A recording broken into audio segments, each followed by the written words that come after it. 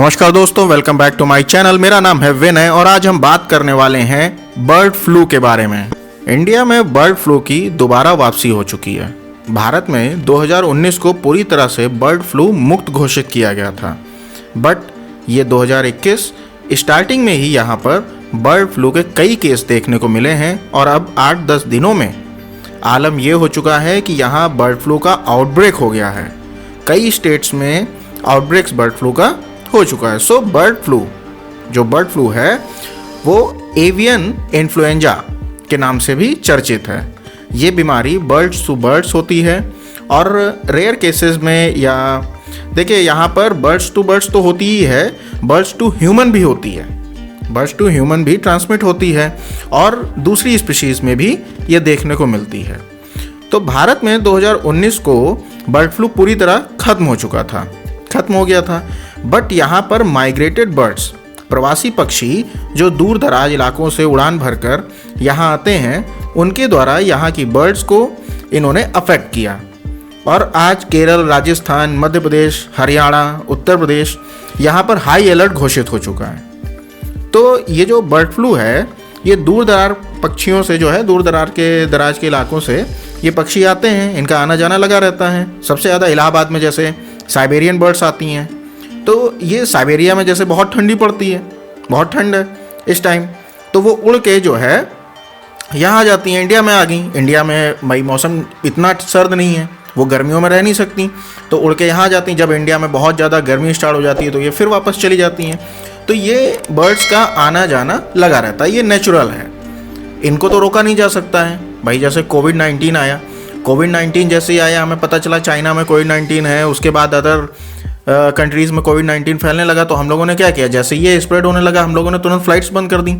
आना जाना जब बंद हो गया तो बीमारी का भी आदान प्रदान बंद हो गया भाई, और जो भी है भाई क्वारंटाइन किया, आगे ये इसको धीरे धीरे हमने रोकथाम कर ली। लेकिन बर्ड्स पे तो किसी का नियंत्रण है नहीं, तो उन्हें तो रोका नहीं जा सकता। सो यहाँ पर आजकल कौवे और मोर ज़्यादा मरने लगे हैं। जितने वाइल्ड बर्ड्स इनके कहते हैं, वाइल्ड बर्ड्स, डोमेस्टिक बर्ड्स में आ जाती हैं चिकन मतलब ये जितनी मुर्गियाँ हैं, हैन है, ये सब चीज़ें जो हैं ये डोमेस्टिक बर्ड्स में आ जाएंगी।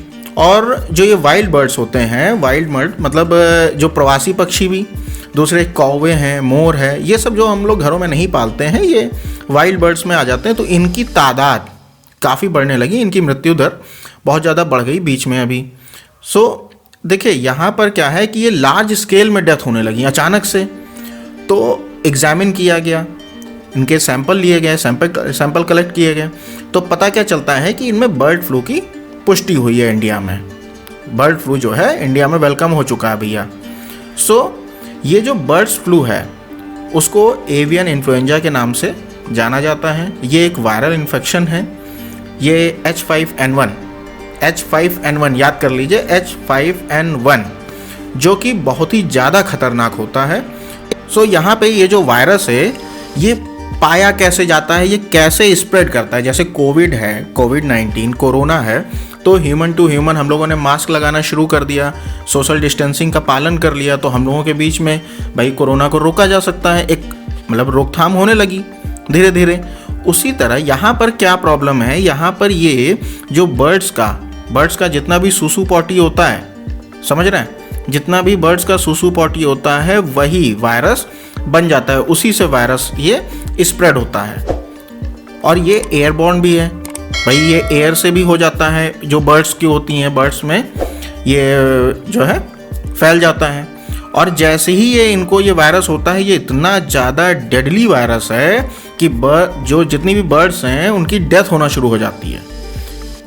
सो एक वायरल इन्फेक्शन है ये। वैसे तो चिड़ियों में पाया जाता है, बट ये ह्यूमन में भी पाया जाता है, और तो और कई जगह अलग अलग जानवरों में भी इसकी मिलने की पुष्टि हुई है। इसमें 3 मुख्य वायरस होते हैं, H5N1, H7, H8, A, B, C। तो जो B और C, H7 और H8 होता है ये इतना ज़्यादा मारक नहीं है, लेकिन H5N1 जो A श्रेणी का वायरस है, जिसमें सबसे ज़्यादा स्प्रेडेबल भी होता है H5N1, और ये बहुत ही ज़्यादा खतरनाक भी होता है क्योंकि इसका भाई मोर्टेलिटी रेट 60% है। ये जो वायरस है ये पहली बार 1996 में चीन में ही मिला। चीन, समझ रहे हैं, फिर से चीन। हर वायरस की जड़ 90% 95% वायरस की जड़ तो ये चीन है। तो ये भी वायरस भाई साहब चीन में ही मिला। फिर धीरे धीरे ये पूरी दुनिया में फैलता चला गया।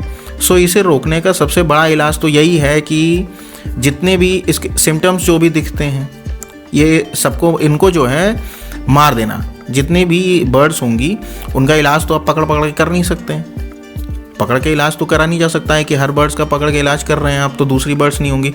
इसमें तो पता ही नहीं चल रहा है ना कि दूसरी बर्ड को है कि नहीं है।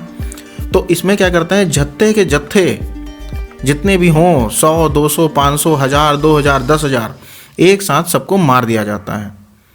ये इस तरह का वायरस है भाई, ताकि जरा सा भी अगर इसको छोड़ेंगे तो ये ह्यूमन को भी इससे बचने की बहुत ज़रूरत है। तो यहाँ पर जैसे किसी बर्ड्स को H5N1 हुआ, सपोज डैट किसी बर्ड को हो गया भाई बर्ड फ्लू, उसके संपर्क में ह्यूमन आते हैं, जो कि आते ही हैं। देखना है तो जैसे कि पोल्ट्री फार्म में देख लीजिए या किसी भी मीट शॉप, चिकन लेते वक्त आप देखिए किस तरह ह्यूमन संपर्क में आते हैं, जानते ही हैं आप। सो यहाँ पर ह्यूमन कोई भी संपर्क में आएगा तो वहाँ उसे भी तुरंत हो जाता है। और इससे ह्यूमन में जो मोर्टेलिटी रेट है वो 60% है। सबसे बड़ी प्रॉब्लम यही है। यहाँ मतलब समझ लीजिए लगभग 100 लोगों में 60 लोगों की तो डेथ हो जाएगी, इतना खतरनाक है। कोविड में भी इतना खतरनाक नहीं है। कोविड की मोर्टेलिटी रेट भाई 3 to 5% से ज़्यादा नहीं गई अभी तक, बट यहाँ 60% है। अब इससे ज़्यादा क्या खतरनाक होगा। सो यहाँ पर सबसे ज़्यादा डर तो पोल्ट्री फार्मिंग करने वाले जो पोल्ट्री किसान होते हैं उनको होता है, जू में रहने वाले लोगों को होता है। एग, मीट, बर्ड्स, इन सब की जो खेती करते हैं, पशुपालन है, उनको सबसे ज़्यादा लॉस हो रहा है इसमें। हमारे यहाँ पिछली बार 31 दिसंबर 2018 तक 225 एपिक सेंटर थे बर्ड फ्लू के, जिनमें 84 लाख बर्ड्स को मारा गया था। 84 लाख बर्ड्स को मार दिया गया था, मतलब ह्यूज स्लॉटर था, ह्यूज। सो यहाँ सरकार के द्वारा 26.37 करोड़ रुपए भी दिए गए। लगभग 27 करोड़ रुपए कंपनसेशन के रूप में भी इस इंडस्ट्रीज़ के किसानों को दिया गया। सो आज के समय में जो बर्ड फ्लू है, आज जब कोरोना पहले से ही सारे बिजनेस को ठप करके बैठा हुआ है, कोरोना भी जानवर से आया, तो अब ये ह्यूमन टू ह्यूमन फैलने वाली बीमारी हो गई थी। लेकिन आया तो जानवर से ही था ना। यही तो पता चला था कि भाई चाइना में जानवरों से ये फैलने को मिला है, चमगादड़ से ही आया है। अब आया जानवर से है तो लोगों के मन में क्या भर गया कि भाई किसी का भी चीज़ का मीट खाने से भाई ये चीज़ें इनको बचाव करो, किसी भी चीज़ का मीट नहीं खाना है, किसी भी चीज़ का भाई नॉनवेज नहीं खाना है। तो इस इंडस्ट्री को उस समय खतरा हुआ। उसके बाद आ गया लॉकडाउन, जिससे फिर ये प्रॉब्लम्स आई। इस इंडस्ट्रीज़ में तो पहले से ही नुकसान चल रहा था और अब बर्ड फ्लू से फिर से बर्ड्स को मारा जाएगा। यहाँ पे पोल्ट्री इंडस्ट्री को सबसे ज़्यादा खतरा है। वैसे तो वायरस अभी तक सिर्फ वाइल्ड बर्ड्स में ही है, कौवे, मोर या फिर माइग्रेटेड बर्ड्स में ही देखने को मिला है, बट फिर भी ये इतना स्प्रेडेबल होता है कि ये किसी से भी, किसी को, पक्षियों में ही किसी से भी किसी को हो सकता है। यहाँ पर देखा जाए कि जैसे कि ह्यूमंस में क्या प्रॉब्लम्स आती हैं, जैसे हम लोग हैं, हम लोगों को क्या प्रॉब्लम हो सकती है, इंसानों को क्या प्रॉब्लम हो सकती है। तो यहाँ पे जैसे चिकन या मीट खाने की बात हो तो ह्यूमन में इसके चांसेस अभी बहुत कम है, क्योंकि यहाँ पर हम जानते हैं कि कोई भी वायरस हो बहुत ज़्यादा टेम्परेचर में वो ज़िंदा नहीं रह सकता है, बहुत ज़्यादा टेम्परेचर में वो ज़िंदा नहीं रह सकता है। सो यहाँ पर एडवाइजरी भी जारी हो चुकी है, ज़्यादा से ज़्यादा देर तक खाने को पकाया जाए। मतलब समझ लीजिए कि ज़्यादा से ज़्यादा पकाना है, ये नहीं कि भाई कच्चा ही खा रहे हैं आप, हल्का कम पकाया वो खा रहे हैं।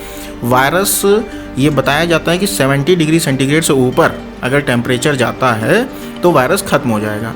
अब वो चाहे एग पका रहे हों, चिकन पका रहे हों, मीट पका रहे हों।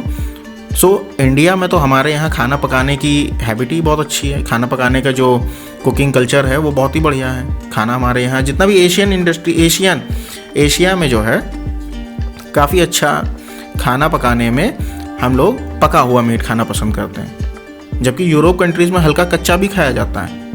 लेकिन एशियन में यहाँ पे इंडिया में हमारे यहाँ बहुत ज़्यादा पका हुआ चिकन खाया जाता है। पका हुआ कोई भी खाना हो, हरी सब्जियाँ ही हो, तो वो पका के ही खाने का एक चलन है, तो हम लोग यहाँ पे पका के ही खाते हैं। तो इंडिया में ये प्रॉब्लम जो बर्ड फ्लू का प्रॉब्लम है, ये इतना ज़्यादा असरदार नहीं होगा। इस वायरस को होने की संभावना इंडिया में बहुत कम है। इंडिया में लगभग, ये भी समझ लीजिए भैया, इंडिया में लगभग 30 करोड़ मुर्गे, 30 करोड़ और 900 करोड़ अंडे हम हर महीने खा जाते हैं। इंडिया का ये आंकड़ा है। इंडिया का आंकड़ा समझ लीजिए कि लगभग 30 करोड़ चिकन और 900 करोड़ अंडे हम हर महीने कंज्यूम कर रहे हैं। इंडिया इतना बड़ा है और अब इस इंडस्ट्रीज़ पे ये गाज गिरी है। इस इंडस्ट्री को बहुत ज़्यादा प्रॉब्लम्स आ गई है और गवर्नमेंट को फिर कंपनसेशन देना पड़ेगा। गवर्नमेंट तो भाई, इसका इलाज क्या है? इसका इलाज तो यही है कि अगर बहुत ज़्यादा स्प्रेडेबल हो गया, बहुत ज़्यादा ये पोल्ट्री फार्म में पहुंच गया, तो इन सबको मारना ही पड़ेगा। इसका कोई इलाज नहीं है कि एक एक मुर्गी पकड़ के इंजेक्शन नहीं लगाया जाएगा यहाँ पे। तो यहाँ पर इन सबको क्या करना पड़ेगा? मारना ही पड़ेगा। तो यहाँ पर इस इंडस्ट्रीज़ के जो फार्मर हैं वो कोरोना की मार झेल रहे थे।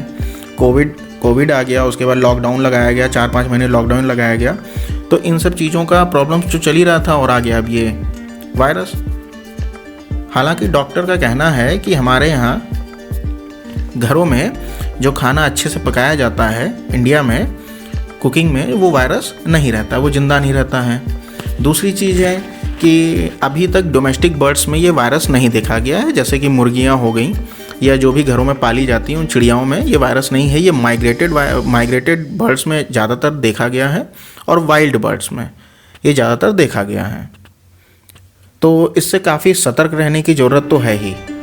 मतलब देखिए, बचाओ तो हमारे हाथ में है, बचाओ तो हमारे हाथ में ही है। तो हमें जो है इससे सतर्क रहने की ज़रूरत तो है।